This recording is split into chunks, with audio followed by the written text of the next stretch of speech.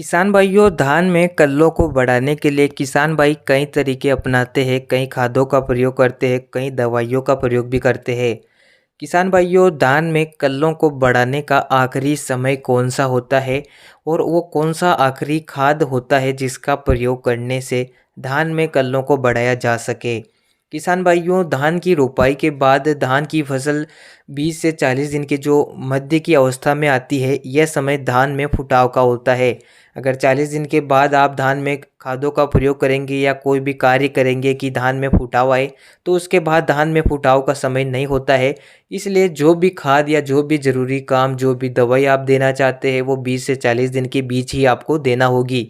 किसान भाइयों, धान में कल्लों को बढ़ाने के लिए किसान भाई कई तरीके अपनाते हैं, लेकिन फिर भी धान में उन्हें 100% रिजल्ट नहीं मिलता है और धान में ज़्यादा फुटाव भी नहीं हो पाता है। इस वीडियो में कुछ ऐसे उपाय मैं आपको बताऊंगा जिनसे कहीं ना कहीं धान में थोड़ा बहुत फुटाव देखने को मिलता है और जो आपके धान के खेत में कल्ले निकल रहे हैं उनसे ज़्यादा कल्ले आप ले पाएंगे अगर ये तरीके आप अपनाते हैं। इस वीडियो को पूरा देखिए, लाइक कर दीजिए। जो किसान हमारे चैनल पर नए हो, चैनल को सब्सक्राइब कर दीजिए, जिससे आगे भी आपको हमारी हर एक नए वीडियो की जानकारी मिलती रहे। किसान भाइयों, धान की रोपाई के बाद जब हमारी फसल 20 से 40 दिन के बीच की अवस्था में होती है, इस समय आपको सबसे ज़रूरी खाद का प्रयोग करना है, यूरिया।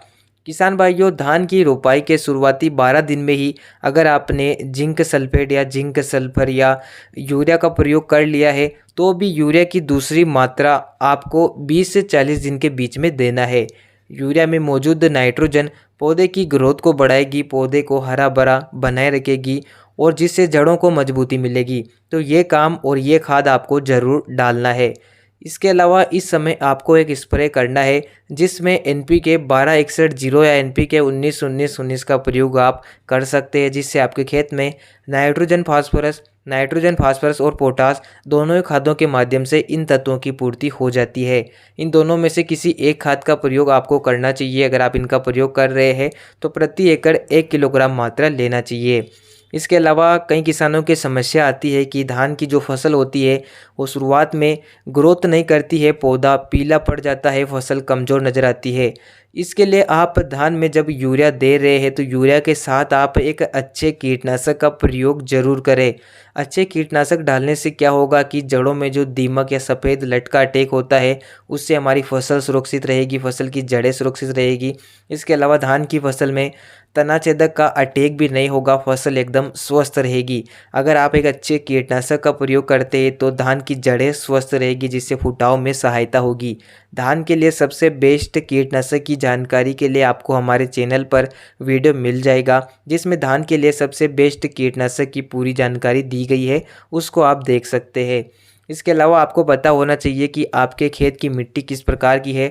अगर आपके खेत में पोषक तत्वों की कमी है तो आप कोई भी ग्रोथ प्रमोटर भी यूरिया के साथ दे सकते हैं। चाहे तो जड़ें कमज़ोर है तो आप ह्यूमिक एसिड का प्रयोग भी कर सकते हैं। किसान भाइयों, इसके अलावा कुछ कार्य है जो आपको करने हैं, जैसा कि मैंने आपको हर एक वीडियो में बताया कि धान में कल्लों को बढ़ाने के लिए आप धान में पाटा भी लगा सकते हैं, खेत से पानी को बाहर निकाल सकते हैं, जिससे ऊपर की मिट्टी थोड़ी सूख जाएगी, जिससे सूरज की किरणें जड़ों तक पहुँचेगी, जिससे भी फ़ायदा मिलता है। ये कुछ प्रैक्टिकल कार्य है जो किसान भाई कर सकते हैं। इसके अलावा खरपतवारों को भी कंट्रोल करना ज़रूरी होता है। खरपतवारों को आप कंट्रोल कर सकते हैं, जिससे भी फ़ायदा होता है, फसल को पर्याप्त हवा मिलती है, मिट्टी थोड़ी भुरभुरी और बारीक हो जाती है। इसके अलावा समय समय पर आपको देख रेख करना चाहिए। सबसे ज़रूरी, धान की फसल में जिंक और सल्फर की आवश्यकता होती है। इन खादों का प्रयोग आप शुरुआत में ही कर ले, रोपाई के तुरंत बाद, तो इससे काफ़ी अच्छे रिजल्ट आपको मिलेंगे। इसके अलावा आप पोटास का प्रयोग भी कर सकते हैं। अगर आपने रोपाई के समय पोटास नहीं दिया है तो इस समय भी पोटास की पूर्ति आप कर सकते हैं। तो किसान भाइयों, उम्मीद है आपको ये वीडियो पसंद आया होगा। वीडियो को लाइक और चैनल को सब्सक्राइब करें।